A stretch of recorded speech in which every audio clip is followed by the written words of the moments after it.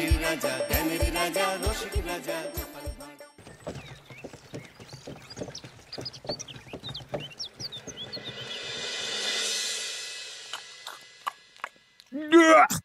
আরে বাবা, কি বিশ্রী রান্না হয়েছে!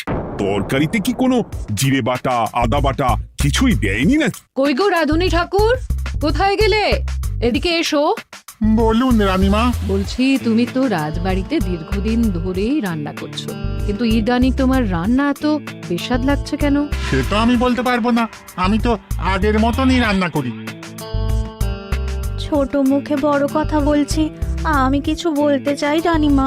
এই, তুই আবার পাকামো করতে এসছিস কেন রে? তোকে কি রানীমা ডেকেছেন নাকি? আহ, কি বলতে চাইছে শুনেই দেখি না, বলো। রানীমা, এখন আর রাঁধুনি ঠাকুর আগের মতো যত্ন নিয়ে রান্না করেন না। রান্নাঘরে পড়ে পড়ে ঘুমোয় আর তাড়াহুড়ো করে কোনো রকমে রান্না করে দেন। একদম বাজে কথা বলবি না। বাজে কথা না রানীমা, শিলনোড়ায় বাটতে ওনার কষ্ট হবে বলে আজকাল রাঁধুনি ঠাকুর শুধু জিরে ফোড়ন দিয়ে রান্না করেন। এত বেতন দিয়ে তোমাকে রাখা হয় কি এই ফাঁকিবাজির জন্যে? কি মানে ভুল হয়ে গেছে। এর যদি এই ভুল করার ইচ্ছে হয় তাহলে তল্পি তল্পা গুটিয়ে বাড়ি গিয়ে ভুল করো, মনে থাকবে? মনে থাকবে মহারাজ। কি হচ্ছে বলো তো রানী? সকালে বাগানে পায়চারি করছিলাম, দেখি মালি একটা গাছেও জল দেয়নি। এই গরমে জল না পেলে যে গাছপালাগুলো মরে যাবে। সবাইকে এবার মনে হচ্ছে বলে বলে কাজ করাতে হবে।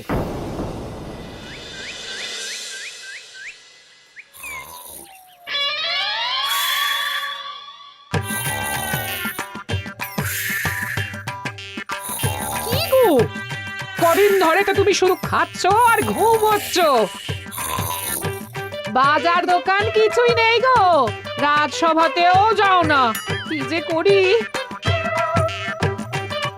কি গো দিদা, দাদু আজও ঘুমোচ্ছে? কি বলবো বলতো? আমরা কিছু একটা ব্যবস্থা করছি, দাঁড়াও।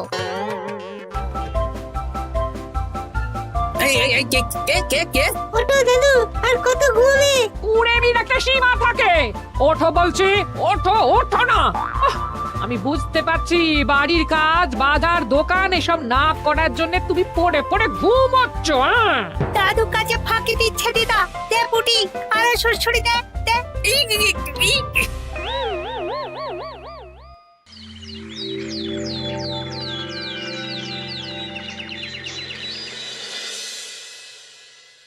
মহারাজের শরীর খারাপ না মন খারাপ?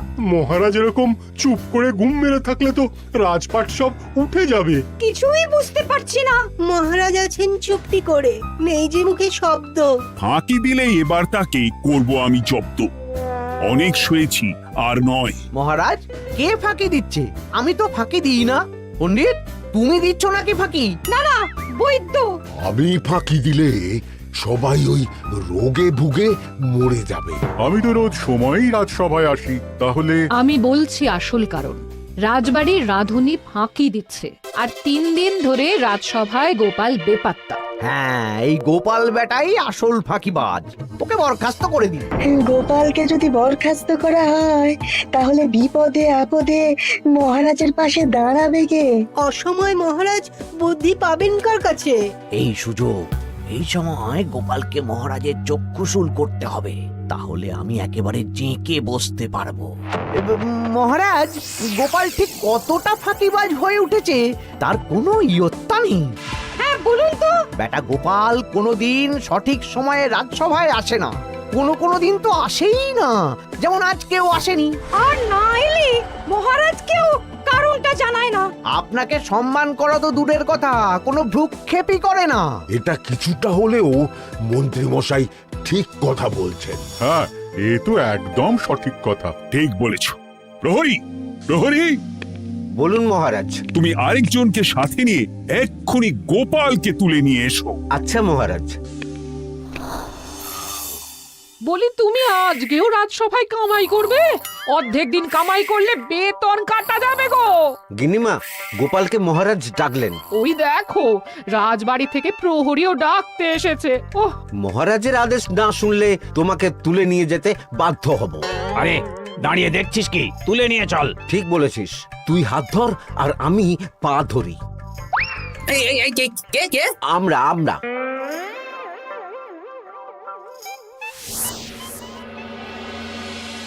এসব কি গোপাল? তুমি বাড়িতে আছো, ঘুমোচ্ছ, অথচ রাজসভায় আসছো না, কি ব্যাপার? আগে মহারাজ, মস্তিষ্ককে বিশ্রাম দিয়ে বুদ্ধি বাড়াচ্ছিলাম। অনেক ব্যবহার হয়েছে তো, তাই একটু বিশ্রাম দরকার আর কি। আমার পুরো রাজসভাটাই ফাঁকিবাজ। আমি সবাইকেই বিদায় করব, আর গোপালকেও। এই সেরেছে, আমি ফাঁকিবাজ নই মহারাজ। আমি খোঁজ নিয়ে দেখেছি, সবাই কম বেশি গায়ে হাওয়া লাগিয়ে ঘুরছে। মহারাজ, আমি তো নদীর পাড়ে বসে শীতল হাওয়া গায়ে লাগাই, তবেই তো ঢেউয়ের মতো আমার ছন্দ আসে। কেউ ফাঁকিবাজ না মহারাজ, আসল ফাঁকিবাজ গোপাল। মহারাজ, আমি যদি দরকারে আপনাকে বুদ্ধি দিয়ে, ফাঁকা সময়ে বিশ্রাম দিয়ে ফাঁকিবাজ হই, তাহলে মন্ত্রী মহা ফাঁকিবাজ। কারণ মন্ত্রীর কাজ রাজাকে বুদ্ধি দেওয়া, তা তিনি করেন না বলেই আমাকে দরকার পড়ে। আমি তো ভাঁড়, আমি শুধু হাসাবো, এটাই আমার কাজ। তাতে কি, সেনাপতিও তো সেনাপ্রধান, ও কি যুদ্ধ করে? রাজ্যে শান্তি শৃঙ্খলা বজায় আছে, তাহলে যুদ্ধ করে হবেটা কি? হ্যাঁ, অকারণে পায়ে পা দিয়ে যুদ্ধ বাঁধাবো নাকি? হ্যাঁ, যত সব। যখন তখন বিপদ আসতে পারে, তাই যুদ্ধের জন্য সব সময় সামরিক শক্তিকে প্রস্তুত থাকা দরকার। হ্যাঁ, এটা গোপাল ঠিক বলেছে। সেনাপতিকে তো কোনোদিন সেসব নিয়ে মহড়াও করতে দেখি না। তাহলে দাঁড়ালো 3 জন ফাঁকিবাজ। মূল অভিযুক্ত গোপাল দিন রাত কামাই করে, মন্ত্রী মহারাজকে বুদ্ধি দেয় না, আর সেনাপতি যুদ্ধের প্রস্তুতি নেয় না। এই 3 জনকে আমি বিদায় করব। এই সেরেছে, এ তো দেখছি বিনা মেঘে বজ্রপাত। না, তবে তোমরা যে ফাঁকিবাজ নও সেটা প্রমাণ করার জন্য 12 ঘন্টা সময় দেব। আমাদের কি করতে হবে? তোমাদের 3 জনকে 3টে খালি বস্তা দেব। প্রত্যেকে ওই খালি বস্তা নিয়ে জঙ্গলে যাবে, আর এই 12 ঘন্টার মধ্যে জঙ্গল থেকে বস্তা ভরে আনবে। একটা বস্তা ভরার জন্য 12 ঘন্টা সময়? এ তো খুবই সহজ কাজ। সহজ কঠিন জানি না, যে ফাঁকি দিয়ে ফাঁকা বস্তা জমা দেবে বা কিছুটা ভর্তি কিছুটা খালি আনবে, সে সাজা পাবে। আচ্ছা মহারাজ, আমি বস্তায় কি নিয়ে আসবো সেটা কি আপনি দেখবেন? তা দেখব না, কিন্তু বস্তা ভরে আনতে হবে। আর যা বস্তায় ভরে আনবে তাই নিয়ে সবাই বাড়ি ফিরে যেতে পারবে। তার মানে বস্তাতে যা থাকবে সব বস্তার মালিকই পাবে। একদম তাই। বুঝে গেছি, ভিতরে কোনো গভীর পরিকল্পনা আছে। প্রহরী, প্রহরী, তুমি এই 3 জনকে 3টে বস্তা দিয়ে দাও। যথা আজ্ঞা মহারাজ। আর বাকি সভাসদেরা আজকে রাজসভাতেই থাকুক। ওরা 3 জন আসবে, ওদের বিচার হবে, তারপর ফিরবে। আমাদের খাওয়া দাওয়া তাহলে রাজবাড়ির তরফ থেকেই দেয়া হবে মহারাজ? হ্যাঁ। জঙ্গলে তো যাচ্ছি, কি নেব? গোপাল, আমি বলি কি, তুমি বরং আমার বস্তায় ঢুকে যাও, আমি তোমাকেই নিয়ে ফিরে যাই, লেটা চুকে যাবে। আপনি যদি একা আমাকে বস্তায় ভরে নিয়ে যেতে পারেন তো চলুন। একা? এই সেরেছে। দাঁড়ান, আমি আপনার কাঁধে চড়ে দেখি আপনি আমাকে বইতে পারবেন কি পারবেন না। না না, মুখ ফসকে বলে ফেলেছি, মাথা খারাপ নাকি? তাহলে নিজের মতন থাকুন।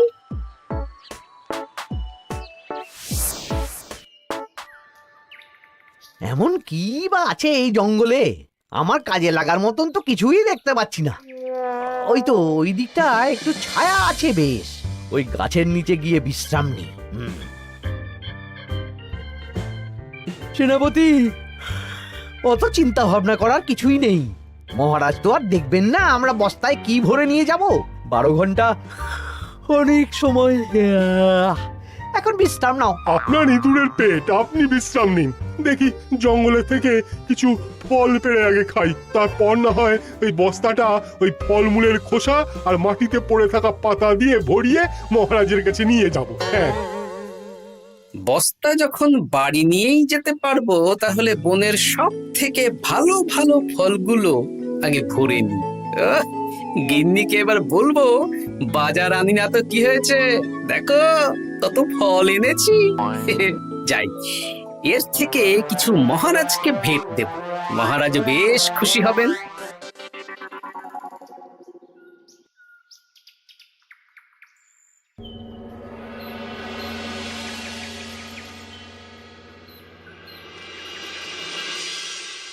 উফ, এই এত বড় জ্বালার মতো পেটখানা নিয়ে এই পেল্লাই গাছে উঠবো কি করে?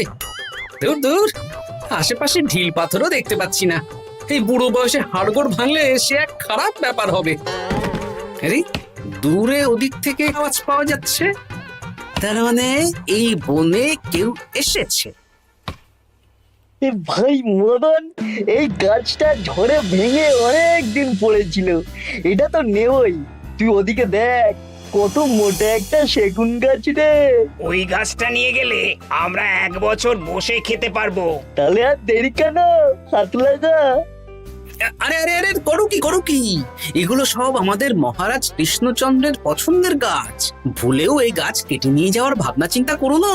আর ওই সেগুন গাছটা তো মহারাজের সবচেয়ে প্রিয়। আরে মহারাজ কি করে জানবে শুনি, এই বনে তো তিনি ভুল করেও আসেন না। এই যে আমি আসি, আমি মহারাজের দূত। তোমরা যদি ভুল করে ওই সেগুন গাছে হাত দাও, তাহলে কিন্তু তোমাদের গর্দান যাবে। এই সেরেছে, কিন্তু আমরা তো কাঠুরিয়া, কাঠ ছাড়া পেট চালাবো কি করে? সে তোমাদের ব্যবস্থা তোমরা করো, অন্য অনেক কাজ আছে। এই সামনের গাছটা মরে পড়ে আছে, এটার কাঠ আমরা নিয়ে যেতে পারবো তো? তা পারবে, এতে অত চিন্তার ব্যাপার নেই। গোপাল আছে যখন, তখন এই রাজ্যের কেউ মুশকিলে থাকবেই না। শুধু তোমাদের একটা কাজ করতে হবে। কি কাজ? এই নাও বস্তা। আমার জন্য এই জঙ্গল থেকে টাটকা বিভিন্ন ফল পেড়ে এই বস্তা ভরে দাও, তাহলে মহারাজকে আর তোমাদের কথা বলবো না, বুঝলে? আর তোমাদের যাতে রাজবাড়িতে কোনো কাজ হয় সেই নিয়ে মহারাজের কাছে সুপারিশও করবো, কেমন? বেশ বেশ, তুমি তাহলে এখন এখানে বিশ্রাম করো, আমরা তোমার বস্তা ভরে ফল নিয়ে আসছি। ঠিক আছে, আমি তোমাদের কুঠার পাহারা দিচ্ছি, তোমরা ভালো তরতাজা ফল বস্তায় ভরে নিয়ে এসো।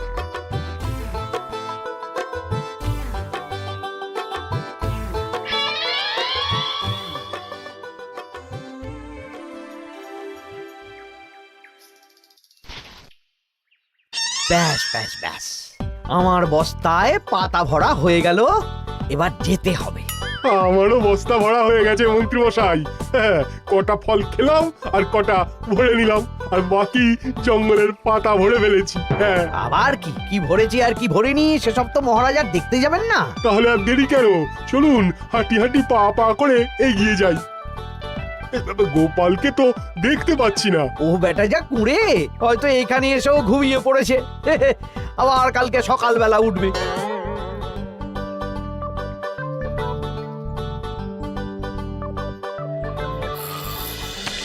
এই যে ভাইয়া, এই যে। হ্যাঁ, কে কে? আমরা। ও বলো, বস্তা ভরে এনেছো? হ্যাঁ, ভরে এনেছি। তাহলে চলো রাজসভায় যাই, তোমাদের একেবারে মহারাজের সাথে পরিচয়ও করিয়ে দেবো, আর কাজের ব্যাপারেও বলবো। চলুন, চলো চলো চলো।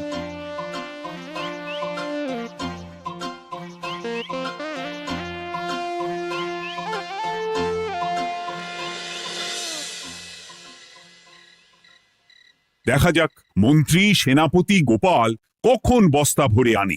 এই তো চলে এসেছি, বিশ্রাম নিলাম, বস্তাও ভরে ফেললাম। এই দেখুন মহারাজ, আমিও বস্তা ভরে এনেছি। বাহ, তোমাদের বস্তা দেখে তো মনে হচ্ছে খুব হালকা। হ্যাঁ, আপনি যখন আমাদের বস্তা ভরে কি এনেছি সেটা দেখবেন না, তখন অত খাটাখাটনি করে কি লাভ মহারাজ? কিন্তু গোপালের এখনো অবধি দেখা নেই, ও কি সোনা গয়না ভরে আনছে? গোপাল যা কুঁড়ে আর ঘুমকাতুরে, হয়তো জঙ্গলেও ঘুমিয়েই পড়েছে। মহারাজ, আপনি একটা কাজ করুন, আমাকে আর মন্ত্রী মশাইকে যুগ্মভাবে বিজয়ী ঘোষণা করে দিন, ব্যাস। এত তাড়া কিসের? বাবা বাবা বাবা বাবা, তোমরা তিনজনেই বস্তা ভরে এনেছো, আমি খুব খুশি। আমার কথা শুনে কাজ করেছো, তোমরা তিনজনেই বিজয়ী। এবার বাড়ি যাও, যাও। গোপাল কি করে বিজয়ী হয় মহারাজ?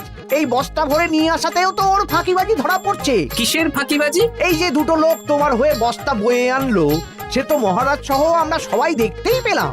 তা তো ঠিক, গোপাল নিজে হাতে বস্তা ভরে আনেনি। মহারাজ বস্তা ভরে আনতে বলেছেন, আমি এনেছি, এখানেই কথা শেষ। আমি কাকে দিয়ে বস্তা ভরালাম, কে আমাকে সাহায্য করলো, সেসব তো কোনো শর্ত আরোপ করা ছিল না। কিন্তু পরীক্ষাটা তো কে ফাঁকিবাজ সেটা প্রমাণ করার পরীক্ষা।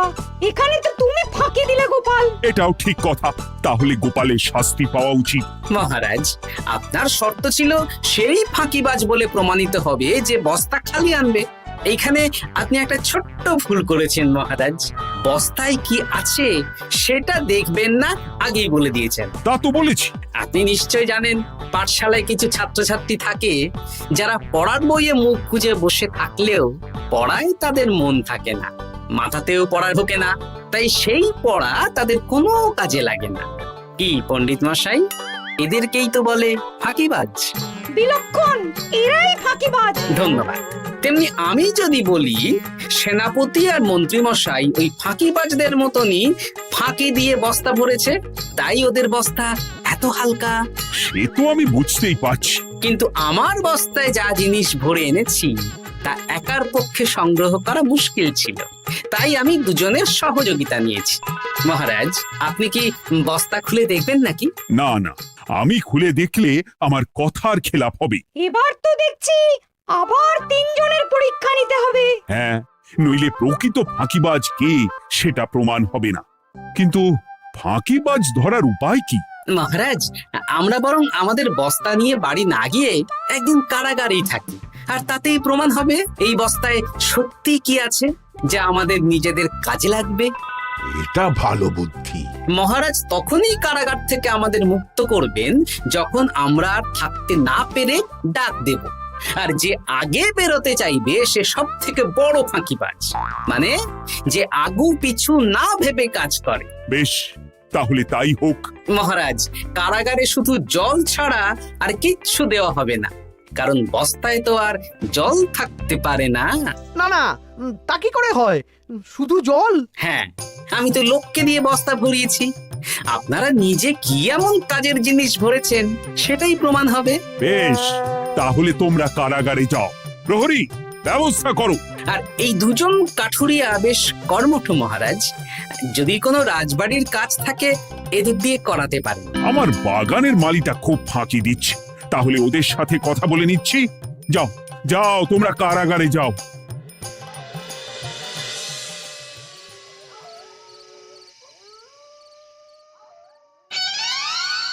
ওরে বাবা রে, কি খিদে খিদে পাচ্ছে রে। দেখি বস্তায় কি আছে দেখি।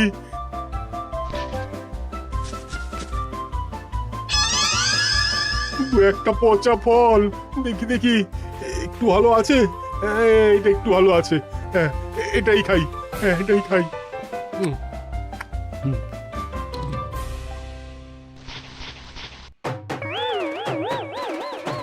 আমি তো শুধু পাতা ভরেছি, সেরেছি। আমাকে কি জল খেয়েই কাটাতে হবে? এবার আমি দেখি। টাটকা ফল আর জল, আমার কাছে যা ফল আছে এগুলো খেয়ে আরাম করে 5-6 দিন কেটে যাবে। ও গোপাল, আমাকেও কটা ফল দাও না গো। ও গোপাল, আপনি এখান থেকে উঠুন, অন্য বাগানে ফুল হয়ে ফুটুন। ফল খাবেন? এখন কর্মফল ভোগ করুন। ওরে বাবা, জল খেয়ে আর কতক্ষণ কাটাবো?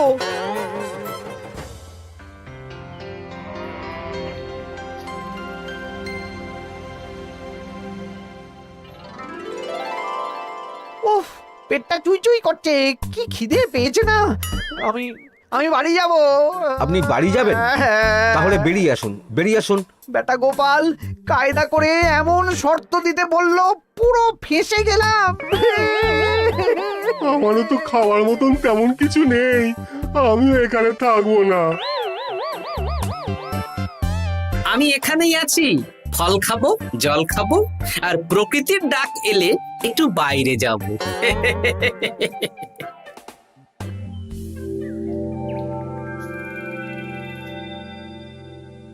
কি তোমরা কারাগারে এক রাতের বেশি তো থাকতেই পারলে না? কি আর করব বলুন মহারাজ, আমরা তো আর গোপালের মতন বস্তা ভরে টাটকা ফল নিয়ে আসিনি।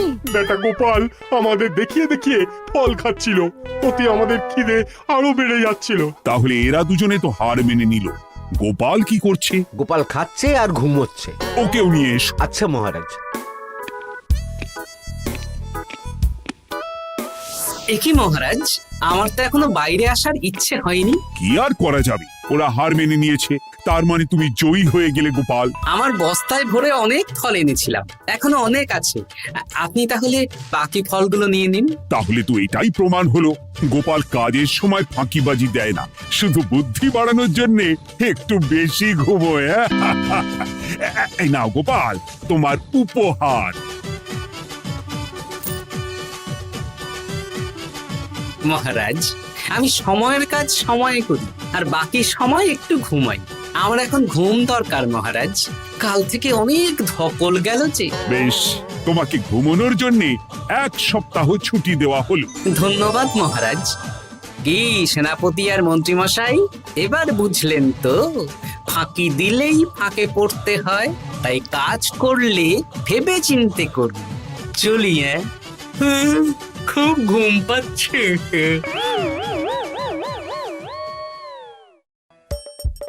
হাসির রাজা জ্ঞানের রাজা রসিক রাজা